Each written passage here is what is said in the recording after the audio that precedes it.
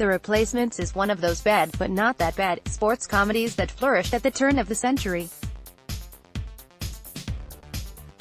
They didn't rope in viewers because of the acting or the music or the cinematography, they appealed to your heart. That's why 30-somethings across this country can quote lines from Happy Gilmore, "You're pretty sick," Chubbs, or DodgeBall, "Nobody makes me bleed my own blood," verbatim. For the uninitiated, here's a quick rundown of The Replacements. Keanu Reeves, Shane Falco, basically becomes the Tim Tebow of the Washington Sentinels, a fictional football team decimated by a players' strike.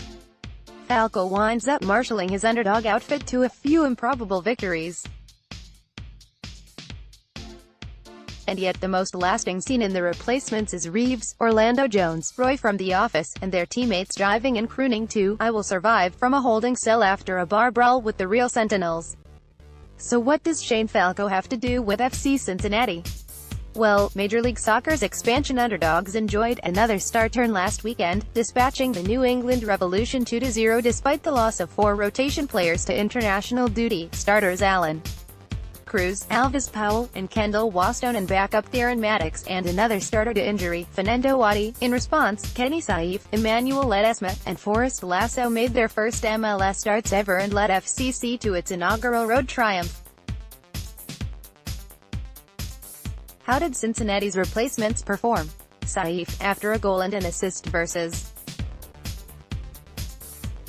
New England. Saif, who joined FCC on loan 3 weeks ago from the Belgian First Division, looks like one of the league's top imports through 4 weeks, registering a goal and 2 assists in just 94 minutes.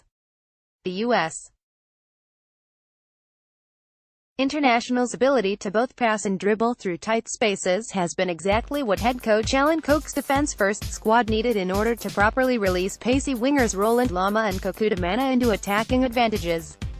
Ledesma, he wasn't afforded the same freedom he had in his United Soccer League MVP campaign in 2018, either by Coke. Ledesma played a different position Sunday than he did last season, or by the opposition, who, naturally, closed him down quicker than the lesser USL opponents.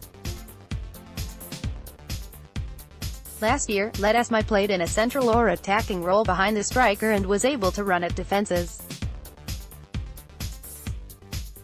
With Adi and Maddox unavailable, he played the role of a false 9, or deep-lying center forward.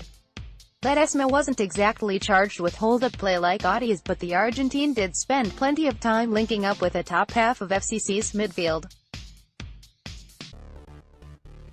He played well, and it will be interesting to see whether he can see consistent playing time despite playing a similar position as Saif. Lasso, starting in Waston's stead, Lasso played to his strengths as a 6'4" center-back who dominates in the air. 6 of his 11 clearances came with his noggin, and he won 6 aerial duels, contributing to FC Cincinnati's second consecutive clean sheet. The former USL Defender of the Year was a little fortunate to not concede a penalty in the second half, but on the whole Lasso looked the part of a backup MLS center-back, which is his job description in 2019. Additionally, Greg Garza, perhaps the club's highest-profile signing over the winter, was also handed his initial start of the season. I thought Garza was okay. The Audi Index player ratings weren't impressed.